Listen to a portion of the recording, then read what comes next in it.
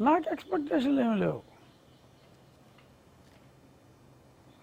నేను పోరాడతా, న్యాయం జరిగేదాకా పోరాడతా, ఓపిక ఉంది, పోరాడే ఓపిక ఉంది, లాయర్ బిల్లు ఇచ్చుకునే స్తోమత ఉంది, ధైర్యంగా ఎదుర్కొనే దమ్ము ఉంది. సో నాకు ఆర్థికంగా స్తోమత ఉంది, ధైర్యంగా ఎదుర్కొనే దమ్ము ఉంది. చాలామందికి డబ్బు ఉంటుంది కానీ దమ్ము ఉండదు. సో దమ్ము ఉంది కాబట్టి కొనసాగుతుంది, త్వరగానే సెటిల్ అవుతుందని ఐ ఆనెస్ట్లీ బిలీవ్. చివరిగా ఒకసారి ముగించే ముందు, థ్యాంక్ యూ. ప్రభాస్ మీకు బంధువే కదా?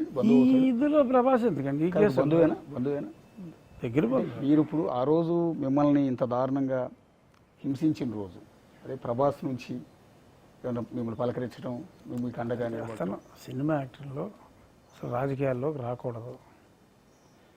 రాజకీయాల్లో ఉన్న వ్యక్తుల గురించి మాట్లాడటం వాళ్ళకి అసలు మంచిది కాదు, తప్పు కూడా.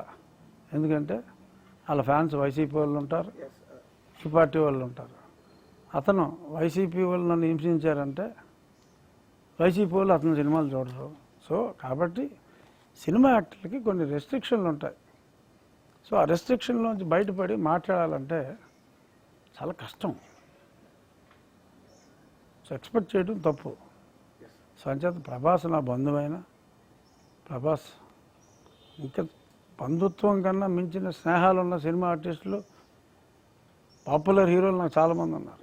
పేరెట్టి పిలుచుకుని భుజాల మీద చేతులు వేసుకుని ఉంటాం. బట్ వాళ్ళ నుంచి ఓపెన్ స్టేట్మెంట్లు ఇటువంటివి మనం ఎక్స్పెక్ట్ చేయకూడదు. ఒకవేళ చాలామంది నాకు మాట్లాడినా ఎవరు మాట్లాడారో నేను చెప్పకూడదు. సో అది వాళ్ళ సినీ జీవితానికి మంచిది కాదు. సో స్నేహితులందరూ బాగుండాలని కోరుకునే వ్యక్తిని నేను. సో చాలామంది మాట్లాడారు, బట్ ఐ కాంట్.